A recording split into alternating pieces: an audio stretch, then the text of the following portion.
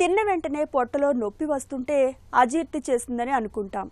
ఏదో చిట్కా వైద్యం చేసుకుంటాం. అజీర్తి బాధల్ని తగ్గించుకోవడానికి ప్రయత్నం చేస్తాం. కానీ తరచుగా తిన్న వెంటనే పొట్టలో నొప్పి మొదలవుతుంటే, అది కూడా బొడ్డు పైభాగంలో వస్తుంటే ఆలస్యం చేయకండి. వెంటనే డాక్టర్ని సంప్రదించి తగిన పరీక్షలు చేయించుకోండి. ఎందుకంటే ఇలాంటి పొట్ట నొప్పి వెనుక ఒక్కోసారి ప్రమాదకరమైన ప్యాంక్రియాటైటిస్ కారణంగా ఉండే అవకాశం ఉంటుందని చెబుతారు డాక్టర్లు. క్లోమ గ్రంథికి ఇన్ఫెక్షన్ సోకి వాపు వచ్చినప్పుడు అది క్రమంగా తనని తానే జీర్ణం చేసుకుంటూ మనల్ని మెల్లగా మృత్యుముఖానికి తీసుకెళ్తుంది. నిర్లక్ష్యం చేస్తే ప్రాణాంతకంగా పరిణమించే ప్యాంక్రియాటైటిస్ గురించి డాక్టర్ని అడిగి ఇప్పుడు తెలుసుకుందాం.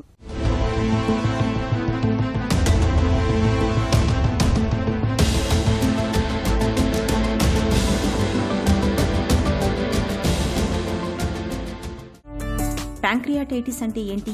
ప్యాంక్రియాస్లో ఏం జరుగుతుంది? పొట్టకి వెనక భాగంలో పొట్టకి స్పైన్కి మధ్యలో ప్యాంక్రియాస్ అని ఒక గ్రంథి ఉంటుంది.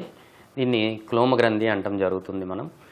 ఈ ప్యాంక్రియాస్ అనేది మనకి నార్మల్గా 2 మేజర్ ఫంక్షన్స్ మన బాడీలో చేస్తుంది. మన బాడీలో ఇన్సులిన్ తయారీ అనేది ప్యాంక్రియాస్లోనే జరుగుతుంది. మనం తినే ఆహారంలో ప్రోటీన్స్ని ఫ్యాట్ని డైజెస్ట్ చేసే ఎంజైమ్స్ ప్యాంక్రియాస్లో తయారవుతాయి. అది ఇంటెస్టైన్లోకి వచ్చి మనకి ఈ ఆహారాన్ని డైజెస్ట్ చేస్తానికి హెల్ప్ చేస్తాయి. ప్యాంక్రియాటైటిస్ ఎన్ని రకాలుగా ఉంటుంది? అక్యూట్, క్రానిక్ల మధ్య తేడాలేంటి? సడన్గా సివియర్గా కడుపులో నొప్పి రావటము వచ్చి ఈ క్లోమ గ్రంథి ప్యాంక్రియాస్ అనేది వాపుకు గురైతే దీన్ని అక్యూట్ ప్యాంక్రియాటైటిస్ అంటాము. కొంతమందిలో రకరకాల కారణాల వల్ల మేజర్గా మనం మాట్లాడుకుంటే ఆల్కహాల్ దీర్ఘకాలికంగా తీసుకునేవాళ్ళు, కొన్ని రకాల జన్యుపరమైన ప్రాబ్లమ్స్ ఉన్నవాళ్ళు, కొన్ని రకాల స్ట్రక్చరల్ ప్రాబ్లమ్స్ అంటే డెవలప్మెంట్లో స్ట్రక్చరల్ ప్రాబ్లమ్స్ ప్యాంక్రియాస్లో ఉన్న వాళ్ళకే మాటిమాటికి కడుపులో నొప్పి రావటము అండ్ ప్యాంక్రియాస్ దీర్ఘకాలికంగా ఇది వాపుకు గురయ్యి దీన్ని క్రానిక్ ప్యాంక్రియాటైటిస్ అంటం జరుగుతుంది.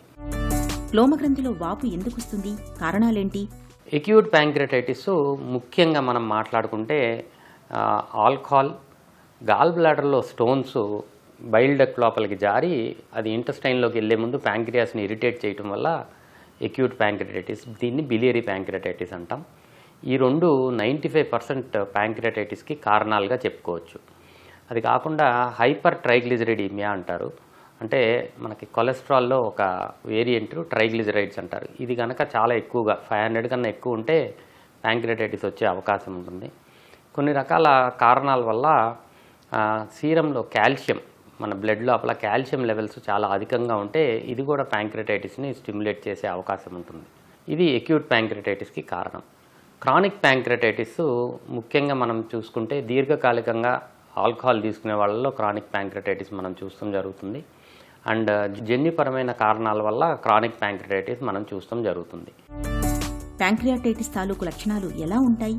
ఎలా అనుమానించాలి?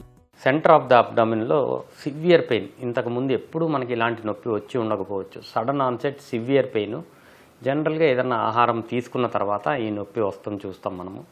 ఈ నొప్పి బోరింగ్ టైప్ ఆఫ్ పెయిన్, గుచ్చుకున్నట్టు వీపు లోపలికి వెళ్ళి మనకి నాజియా, దీంతో పాటు వామిటింగ్ సెన్సేషను, కొన్నిసార్లు వాంతులు అయ్యే అవకాశం చాలా ఎక్కువగా ఉంటుంది. ఇది అక్యూట్ ప్యాంక్రియాటైటిస్.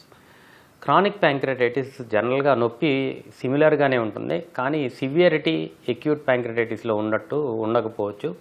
బట్ కంటిన్యూస్గా నొప్పి ఉండి ఇదే నొప్పి వీపులోకి వెళ్తాం, ఇలాంటివి మనం చూస్తాం. క్రానిక్ ప్యాంక్రియాటైటిస్తో తలెత్తే అనర్థాలు ఎలా ఉంటాయి? ఎప్పుడైతే దీర్ఘకాలికంగా ప్యాంక్రియాస్ క్రానిక్ ప్యాంక్రియాటైటిస్కి గురైందో నెమ్మదిగా మన ప్యాంక్రియాస్ తయారు చేయాల్సిన ఇన్సులిన్ తగ్గిపోవటం జరుగుతుంది. ఎప్పుడైతే ఇన్సులిన్ తగ్గిపోతుందో వీళ్ళకి డయాబెటీస్, షుగర్ వ్యాధి వచ్చే అవకాశం ఉంటుంది. ఇది ముఖ్యంగా ఒకటి.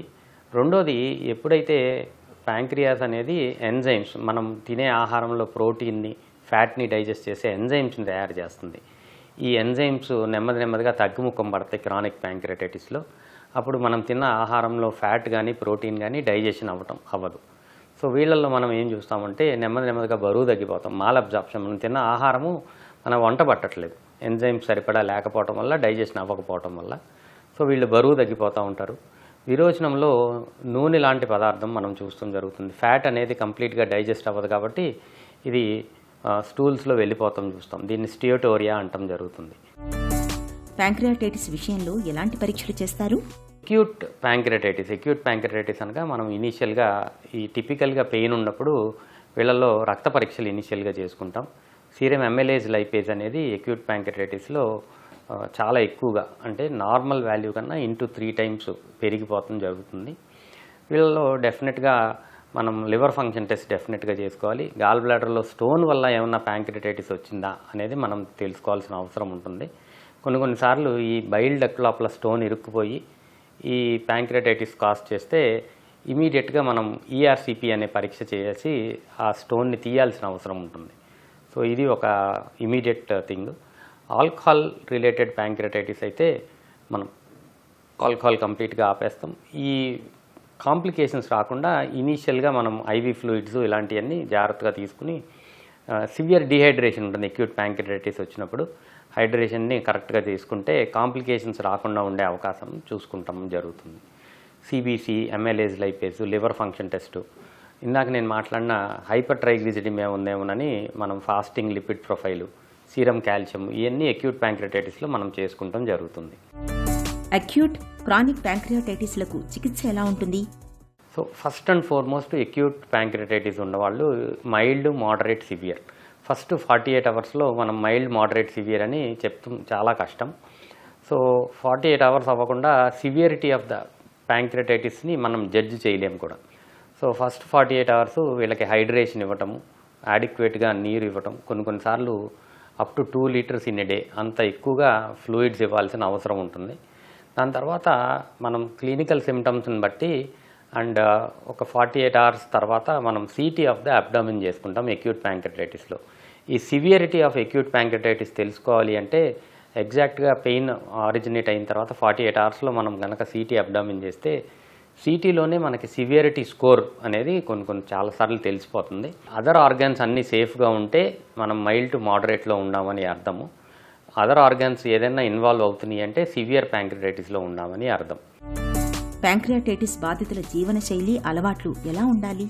ఎంత ఎర్లీగా మనం ఎంటరల్ న్యూట్రిషన్ అంటే నోటి ద్వారా ఆహారం ఇవ్వగలిగితే అంత తక్కువ కాంప్లికేషన్స్కి వెళ్ళే అవకాశం ఉంటుంది, ఇన్ఫెక్షన్స్ రాకుండా ఉండే అవకాశం ఉంటుంది. ఇది ప్రతి ఒక్కళ్ళు తెలుసుకోవాల్సిన అవసరం ఉంది.